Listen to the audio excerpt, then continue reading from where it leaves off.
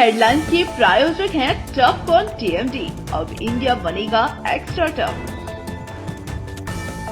Electronics item, dam roof furniture, आकर्षक fancy lights पर धमाकेदार ऑफर के लिए जल्दी पहुंचे प्रदीप सेल्स, मकतपुर रोड, गिरिडीह।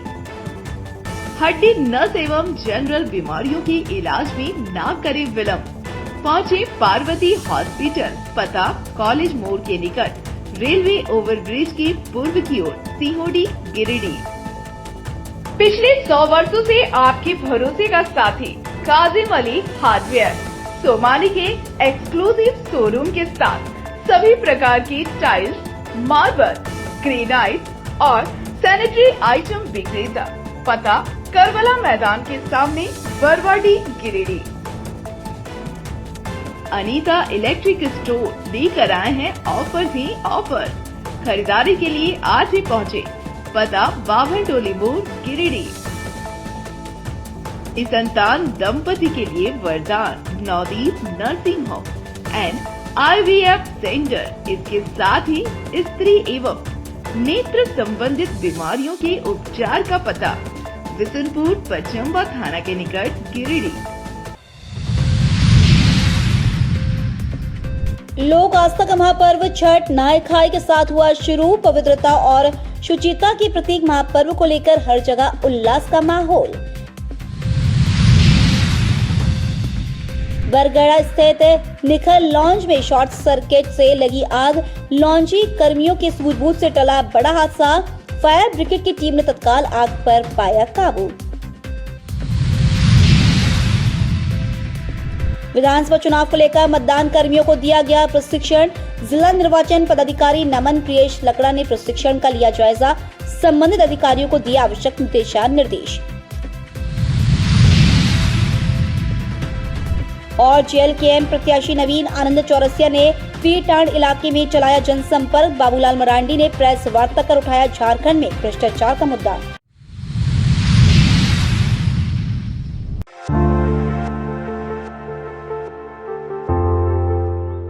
लोक आस्था का महापर्व छठ मंगलवार को नहाय खाए के साथ शुरू हो गया।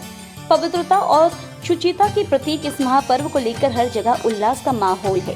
चारों ओर छठ मैया के गीत गूंजने लगे हैं। इससे माहौल पूरी तरह भक्तिमय हो गया है।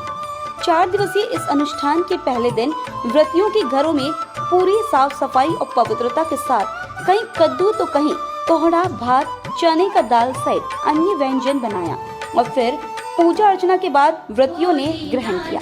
इसके बाद घर के सभी सदस्यों ने भोजन किया। श्रद्धालुओं ने भी व्रतियों के घरों में पहुंचकर प्रसाद ग्रहण किया।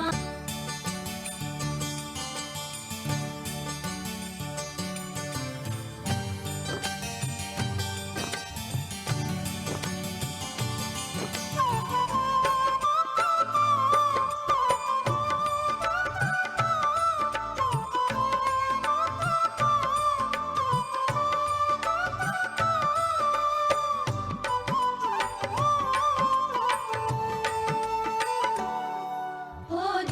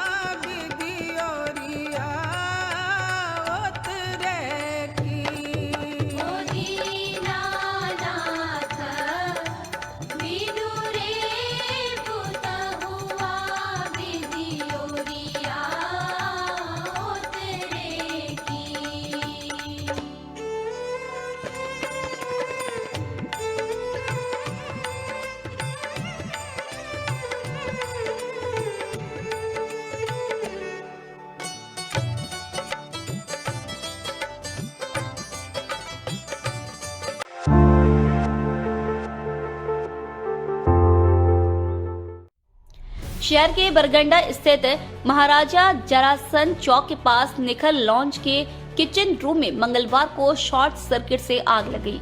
हालांकि रेस्टोरेंट कर्मियों की सूझबूझ और तत्परता के कारण आग विकराल रूप नहीं ले पाया। रेस्टोरेंट कर्मियों ने तुरंत ही फायर सेफ्टी यंत्र के जरिए आग को अपने काबू में कर लिया।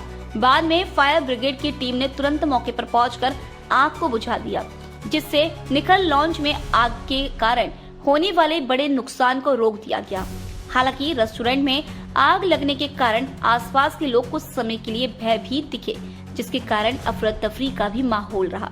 इधर घटना की सूचना मिलते ही नगर थाना पुलिस भी दलबल के साथ मौके पर पहुंची और आग बुझाने में फायर ब्रिगेड की टीम को हर संभव मदद किया।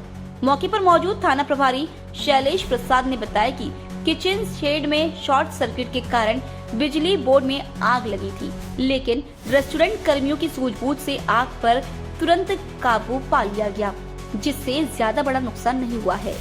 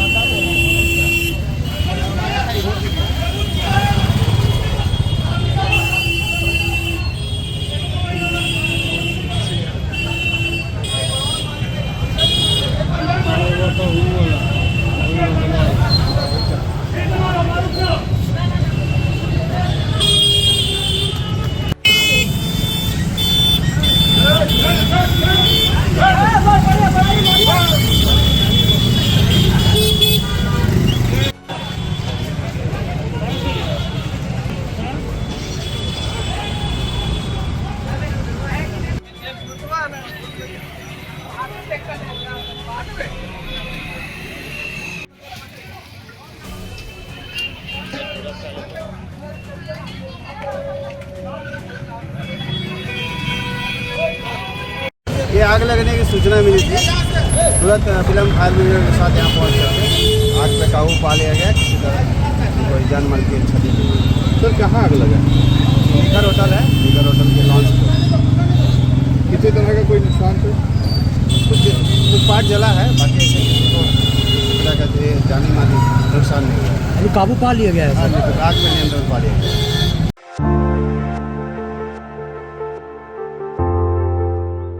विधानसभा चुनाव 2024 में प्रतिनियुक्त पीठासीन पदाधिकारी मतदान पदाधिकारी 1, मतदान पदाधिकारी 2, मतदान पदाधिकारी 3 का प्रशिक्षण Holi cross public school Giridih में 2 पाली में दिया गया। प्रशिक्षण के क्रम में जिला निर्वाचन पदाधिकारी नमन प्रियेश लकड़ा भी मौके पर पहुंचे और निरीक्षण कर प्रतिनियुक्त पीठासीन पदाधिकारी मतदान पदाधिकारी 1, मतदान पदाधिकारी 2, मतदान पदाधिकारी 3 का प्रशिक्षण का जायजा लिया और सभी संबंधित को आवश्यक दिशा निर्देश दिए। इस दौरान सभी प्रतिनियुक्त पीठासीन पदाधिकारी मतदान पदाधिकारी 1, मतदान पदाधिकारी 2, मतदान पदाधिकारी 3 को ग्रीन बोर्ड के माध्यम से प्रशिक्षण दिया गया। साथ ही प्रोजेक्टर के माध्यम से पूरी ट्रेनिंग दी गई और ईवीएम के माध्यम से प्रतिनियोजित सभी कर्मियों को चुनाव कार्य के सभी चरणों का विशेष एवं गहन प्रशिक्षण विशेषज्ञ मास्टर ट्रेनरों के द्वारा दिया गया। इसके साथ ही ईवीएम का हैंड्स ऑन भी कराया गया, जिससे चुनाव के समय ईवीएम संबंधी किसी भी समस्या का निराकरण पीठासीन पदाधिकारियों के द्वारा भी तत्काल किया जा सके। साथ ही ईवीएम, वीवीपैट, बीयू, सीयू, मॉक पोल, मतदान प्रक्रिया व अन्य निर्वाचन प्रणाली की विस्तृत जानकारी दी। इसके अलावा जिला निर्वाचन पदाधिकारी ने कहा कि निर्वाचन में पीठासीन पदाधिकारियों की भूमिका अहम है। उन्होंने सभी को आपसी समन्वय स्थापित करते हुए अपने दायित्वों का निर्वहन करने का आदेश दिया।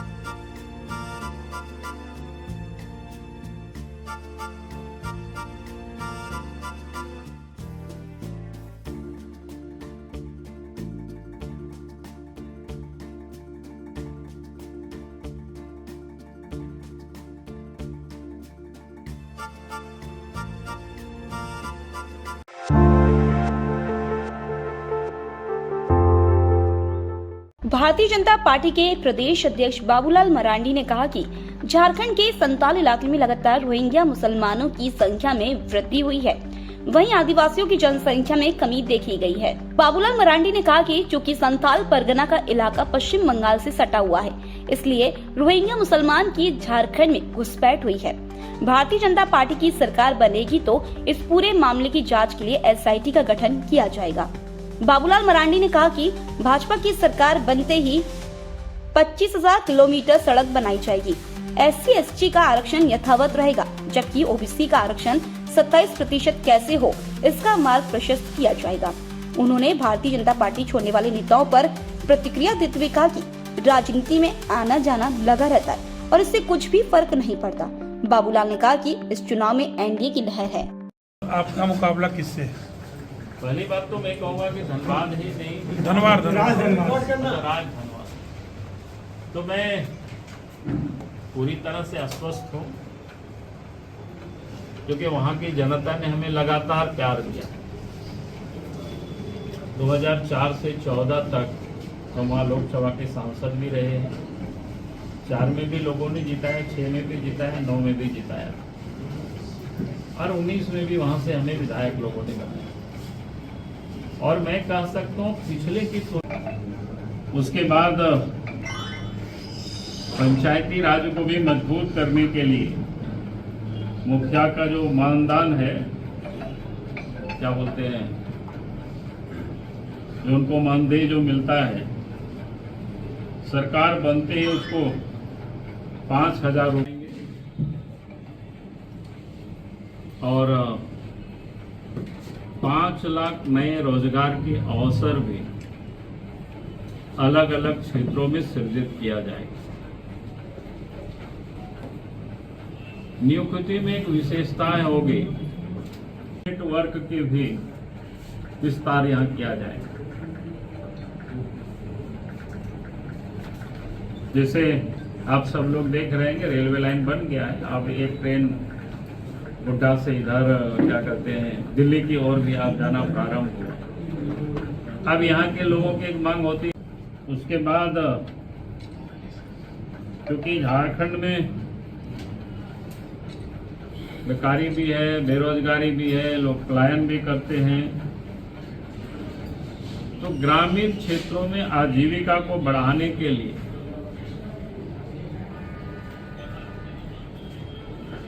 जो पारंपरिक जो खेती रही है वो धीरे धीरे विलुप्त हो रहा है। तो उसमें से जैसे अरहर वगैरह भी देखते होंगे बहुत कम होता है, अरहर है या मड़ुआ है, तो इस प्रकार उसको भी MSP के दायरे में उसको लाया जाएगा और फिर उसकी भी प्रसंस्करण किया जाएगा। उसके बाद झारखंड से बड़ी तादाद में लोग यहाँ से बाहर पलायन करते हैं, दिल्ली भी जाते हैं, साउथ के राज्य भी जाते हैं, लेकिन उनको बड़ी कई एक प्रकार की कठिनाइयों का सामना करना पड़ता है, कोई उनको देखने वाला नहीं। हम देखते हैं आए दिन कहीं लोगों की दुखद घटना, मृत्यु की घटना हो जाती है, फिर उनको लाना, बाकी बड़ी दिक्कतें होती है। तो इसीलिए पार्टी ये माननी है कि सरकार बनने के बाद देश के इस प्रकार की जितना प्रमुख शहर है, यानी मेट्रोपॉलिटन जो सिटी है, वहाँ पर एक जोहार झारखंड भवन बनाया जाए ताकि उन लोगों को वहाँ पर सुविधा उपलब्ध कराया जाए, उनको मार्गदर्शन दिया जा सकता है कि उनकी कठिनाई को दूर करने में मदद किया जा सकता है। इसको कह सकते हैं कि झारखंड के एक प्रकार से वहाँ पर कोई ना कोई एम्बेसडर रहेंगे। क्योंकि हम लोग आए दिन देखते हैं कि बाहर में जो लोग रहते हैं उनकी बड़ी दिक्कतें होती हैं। उसके बाद झारखंड में एक बड़ी समस्या है, क्योंकि राज्य बनने के बाद बिहार से जब झारखंड अलग हुआ, आबादी के प्रोपोर्शनेट थोड़ा सा बदला और इस कारण से ओबीसी के रिजर्वेशन में कटौती हुई है।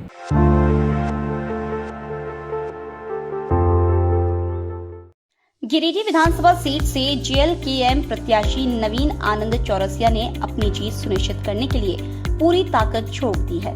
चौरसिया लोगों से जनसंपर्क कर अपने एजेंट को बता रहे हैं। साथ ही पार्टी के अध्यक्ष जयराम महतो के विचारों को जन जन तक पहुंचाने में जुटे हैं।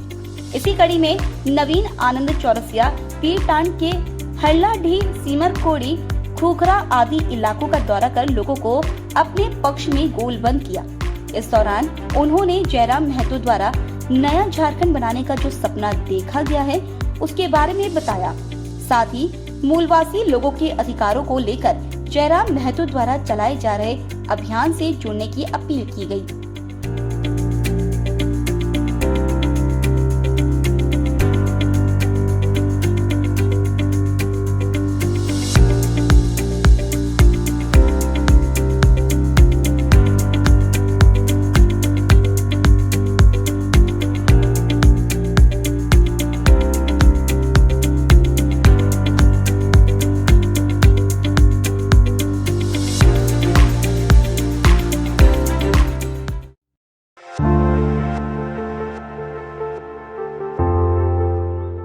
स्वीप कार्यक्रम के तहत मतदान प्रतिशत बढ़ाने के लिए कई तरह के कार्यक्रमों का आयोजन किया जा रहा है। इसी कड़ी में गावा प्रखंड मुख्यालय में मतदाताओं को जागरूक करने के लिए कैंडल मार्च निकाला गया। कैंडल मार्च का नेतृत्व गावा बीडीओ महेंद्र रविदास ने किया, जिसमें ब्लॉक एवं अंचल कर्मियों ने हिस्सा लिया। इस दौरान मतदाताओं को मतदान के लिए जलपान से पहले मतदान करने की अपील की गई। बताया गया कि मजबूत लोकतंत्र के लिए मतदान में सभी को हिस्सा लेना जरूरी है, ताकि जनता की चुनी सरकार जनता के लिए सही नीति का निर्धारण कर सके। कार्यक्रम में पारा शिक्षक संघ के अध्यक्ष अनिल यादव, गुड्डू बरनवाल, रविंद्र बरनवाल समेत काफी संख्या में लोग शामिल हुए।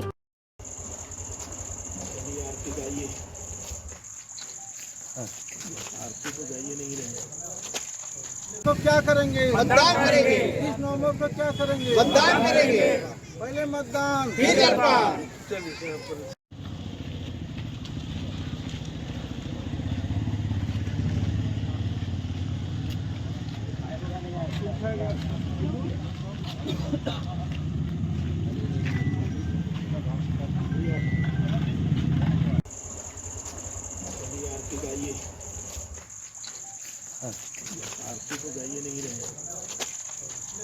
पंडित जी आइए गए थे, मोमबत्ती में आरती नहीं गाए।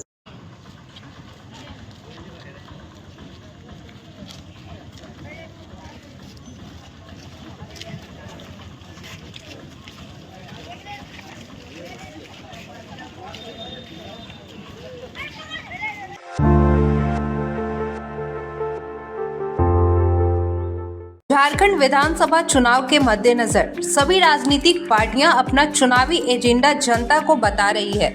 इसमें निर्दलीय भी पीछे नहीं है। डुमरी विधानसभा से निर्दलीय चुनाव लड़ रहे प्रत्याशी बैजनाथ महतो ने मंगलवार को अपना चुनावी संकल्प पत्र जारी किया। संकल्प पत्र में उन्होंने गांव के खेतों में सालों भर पानी पहुंचाने, फसलों को नुकसान से बचने के लिए प्रत्येक 5 पंचायत में कानी हाउस की स्थापना करने, मृत जानवरों के दाह संस्कार की व्यवस्था करने, जंगल बचाने और उसमें उगे औषधीय के जरिए रोजगार को बढ़ावा देने की योजना संकल्प पत्र के माध्यम से जनता को बताया। उन्होंने कहा कि डुमरी में बड़े पैमाने पर जंगल है और इस जंगल के जरिए डुमरी वासियों को रोजगार का सृजन हो सकता है, लेकिन किसी जनप्रतिनिधि ने इस पर ध्यान नहीं दिया, जिसके कारण डुमरी क्षेत्र में बड़ी बेरोजगारी है। सभी को जोहार, प्रणाम।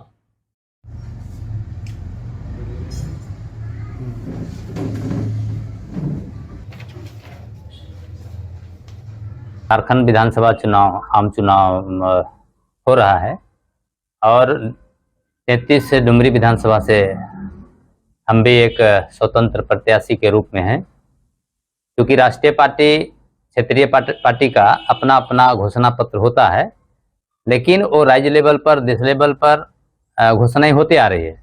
लेकिन जो यहाँ के मूलभूत सुविधा है, यहाँ का गांव, यहाँ के क्षेत्र के हिसाब से किसी का भी घोषणा पत्र नहीं होता है, और जो भी घोषणाएं होती है उस घोषणा में लोग खरा नहीं उतर पाते हैं, और फिर 5 साल के बाद एक दूसरे के ऊपर दोषारोपण करके एक दूसर पार्टी अपना पल्ला झाड़ते हैं। आज हम अपना संकल्प पत्र जारी कर रहे हैं, डुमरी विधानसभा का चुनाव लड़ रहे हैं, हमारा चुनाव चिन्ह चूड़ियां छाप है। तो हमारा इरादा है, हमारा संकल्प पत्र है कि हर खेत को पानी, हर हाथ को काम। जैसा कि 33 डुमरी विधानसभा क्षेत्र के सभी गांवों में सालों भर खेती सुनिश्चित करना, सभी खेत बारी टार तक निरंतर पानी पहुंचाना तथा व्यावसायिक खेती पर जोर। अगर ये होगा तो हर हाथ को काम मिल जाएगा, हर खेत को पानी मिल जाएगा और स्वरोजगार से लोग जुड़ जाएंगे। सालों भर जानवरों का टेकाई छेकाई करवाने हेतु प्रत्येक 5 पंचायत में एक गरु गुहाल मैंने गौशाला का स्थापना कर बेहतर ढंग से संचालित करना। जो सालों भर जानवर का टेकाई छेकाई नहीं होने के चलते यहाँ पर खेती नहीं हो पाता है, तो हम प्रत्येक 5 पंचायत में एक गौशाला का स्थापना करेंगे, जिसके चलते किसान वहां अपने जानवर को रखेंगे। अगला है कि प्रत्येक पंचायत में मोरी, जो मर जाता है जानवर तो पहले उठाने का व्यवस्था था, लेकिन अभी मरा हुआ जानवर को उठाया नहीं जाता है और किसान वहां फिर उहापोह की स्थिति में रह जाते हैं। अभी बैलगाड़ी भी नहीं है, गाड़ी घोड़ा का व्यवस्था भी नहीं है, जिसके चलते जानवर को गाड़ने में, दफनाने में उसको काफी किसान लोगों को कठिनाई होता है, या जो भी गौपालक लोग हैं उसको कठिनाई होता है।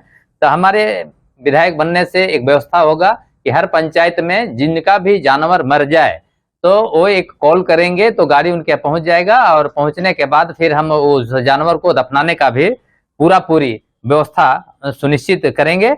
सालों भर जंगल बचाना, जंगली औषधि एवं कीमती फल फूलों तथा लाह की खेती को बढ़ावा देना और स्वरोजगार से जोड़ना, क्योंकि हमारे क्षेत्र में पलाश और कोर और कुसुम का गाछ बहुत ज्यादा है। अगर उसमें हम लाह का खेती करेंगे तो हमारे लोग स्वरोजगार से जुड़ेंगे, किसी भी सरकारी अनुदान के लिए भीख मांगने का जरूरत वहां पे नहीं होगा। वहीं पे डुमरी, जामतारा, इसरी, निमिया घाट, नगरी, गलागी, रंगामाटी, धवाटान, परसाबड़ा, ससारखो, खुदीसर, ढिबरा, चैनपुर, तेलखारा, धवाटान, कुलगो, चीनो, गुजाडी, पुरदाग, भड़खर, तेलो, तरंगा, पेंक, हरलाडी, गोनियाटो, नारायणपुर, उर्दांगो, मुंगो, बिरनी, लारबेड़ा, नावाडी, बंदियो, पोखरिया को बाजार के रूप में कुटीर उद्योग का व्यवसायिक हब बनाएंगे। ये हम छोटा छोटा केंद्र अगर बनाएंगे, उसको व्यवसायिक हब अगर इस जगह को बनाएंगे, कुछ गांवों को क्लस्टर बना करके, और जिस गांव में जो चीज का उत्पादन होगा वहीं पे उसका मैंने गांव में ही उत्पादन, गांव में ही मैन्युफैक्चरिंग, गांव में ही पैकेजिंग और गांव से ही तय होगा। क्योंकि सुधा दूध जब रांची से हमारे यहाँ डुमरी में बिक सकता है, तो डुमरी का भी मड़ुआ हम पीस करके यहाँ भी सरसों चिप करके हम बाहर के बाजारों में बेच सकते हैं। इस तरह से हम स्वरोजगार की ओर आगे बढ़ जाएंगे। खेल एकेडमी का स्थापना कर फुटबॉल, वॉलीबॉल, क्रिकेट, तीरंदाजी, साइकिलिंग आदि खेलों में खिलाड़ियों के लिए कोच एवं कोचिंग की अस्थायी व्यवस्था कर खिलाड़ियों को दक्ष बनाना। क्योंकि देखा जाता है कि पूरे इलाका में मैच होता है, चाहे क्रिकेट का, फुटबॉल का, और एक सीजन में होता है और फिर हमारे खिलाड़ी लोग गायब हो जाते हैं। हम चाहते हैं कि यहाँ के खिलाड़ियों को कोचिंग का बढ़िया व्यवस्था देंगे ताकि वो बेहतर ढंग से खिलाड़ी बन पाए और मोहन बागान में, कलकत्ता और दिल्ली में यहाँ के खिलाड़ी खेल पाए। इसको हमको दक्ष बनाना है। नौकरी लगने के लिए जो प्रतियोगिता परीक्षा होता है उसमें बेहतर रिजल्ट लाने के लिए उच्च स्तरीय गुणवत्तापूर्ण कोचिंग सेंटर का स्थापना हम पूरे विधानसभा क्षेत्र में, डुमरी और नवाडी में, या फिर जहां पे हब बनेगा उस जगह पर हम व्यवस्था करेंगे, ताकि यहाँ के बच्चा गुणवत्तापूर्ण कोचिंग पा करके CEO, BDO, doctor, master, engineer वो बन सके, हर एक सरकारी जॉब में वो जा सके। सांस्कृतिक धरोहर को बचाने के लिए अकादमी का स्थापना होगा, जिसमें झूमर, नटुआ, संथाली गीत, नाच, बजना आदि को बढ़ावा देने के लिए आधुनिक स्तर का केंद्र संचालित करेंगे। क्योंकि धीरे धीरे सांस्कृतिक कार्यक्रमों का अभाव होते देखा जा रहा है, तो मांदर बजाने, नाचने, गाने, चाहे संथाली गीत हो, नाच हो, भजना हो, उसके लिए हम केंद्र स्थापित करेंगे। और बेहतर जो शिक्षक हैं उसको बुला करके हम यहाँ पे ट्रेनिंग और कोचिंग का व्यवस्था कराएंगे। प्रति 100 चूल्हा में 30 ढेंकी घर का फैक्ट्री, कुटीर उद्योग का स्थापना कर हजारों लोगों को रोजगार से जोड़ेंगे। क्योंकि हमारे यहाँ हल्दी होता है तो 70-80 रुपए किलो बेचा जाता है, उसी को ढेकी में कूट करके हम अगर पैकेजिंग कर देंगे तो 250-300 रुपये बिक जाता है। तो बीच का जो मार्जिन होता है वो गांव के लोग अपना कमाएंगे, अपना संसाधन, अपना हाथ खुद को मजबूत करेंगे।